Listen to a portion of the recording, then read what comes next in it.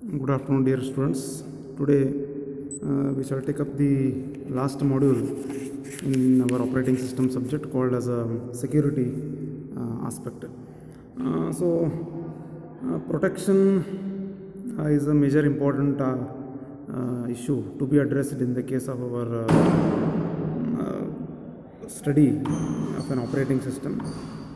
And to provide the protection, a computer system basically stores a large set of programs and data, obviously that are to be stored effectively and that are to be protected also at the same time. The security to protect them is another major issue which is to be addressed by and large when it comes with respect to the features of the any of the operating system. So taking that aspect into mind, so today we shall begin with the new journey of operating system which addresses the security as a major concern. Whenever you talk about the security, it is not only providing an adequate protection to the system, but also it talks about the securing from the external environment in which the system works. It includes the what we call it as a violation of the system by unauthorized users, and that can be in fact accidental or intentional altogether.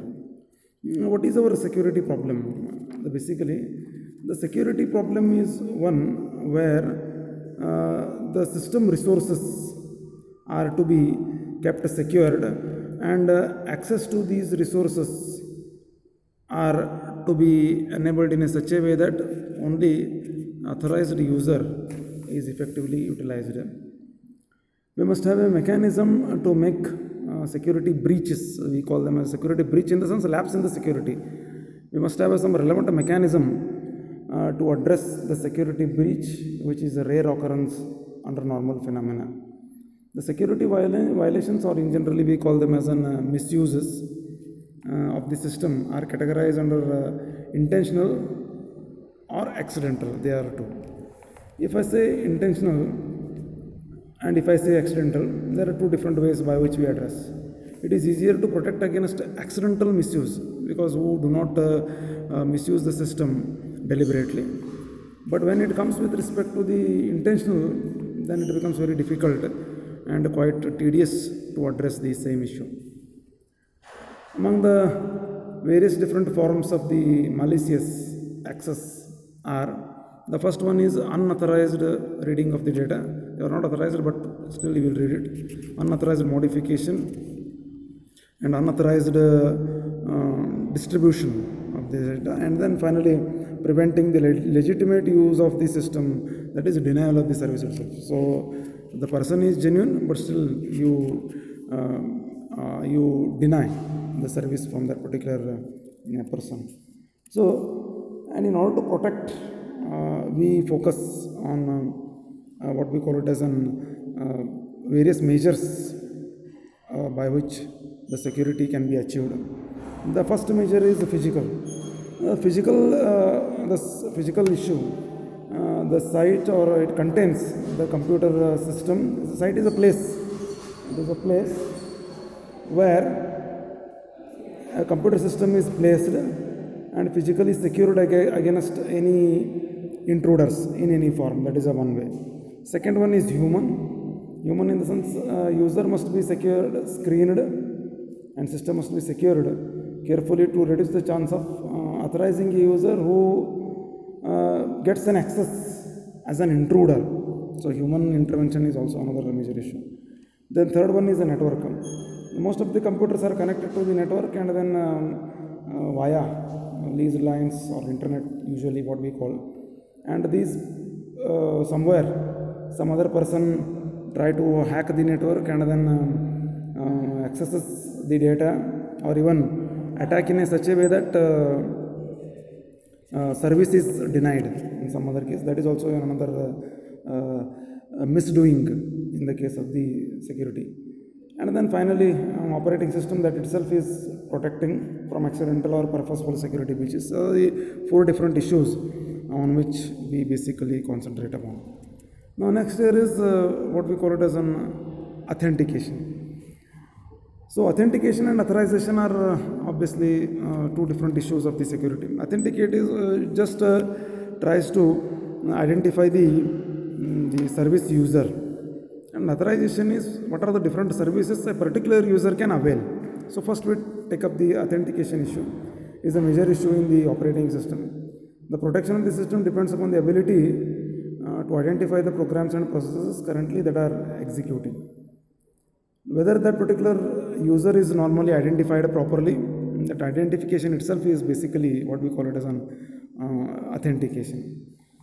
Now I say the first technique or tool which is used as a part of authentication is password. The most common approach is a password.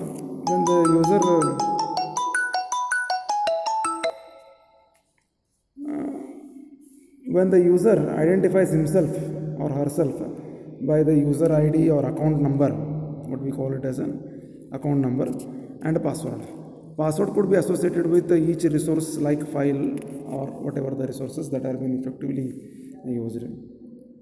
Passwords are normally protected, often are used to protect the objects in the computer system in the absence of more complete protection scheme. In the sense, when there are enough measures are not available to secure the system, then particular parts of the system, or say something like a file or some resources, some printer usage, even it can be hardware or software, through this particular password that can be protected. That is one thing which we call.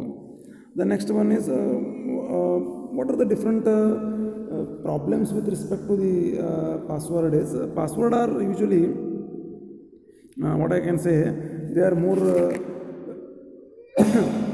sorry are a little bit nowadays have become quite fragile, I can say. Fragile in the sense they are quite easily detectable, or some way they are quite easily crackable.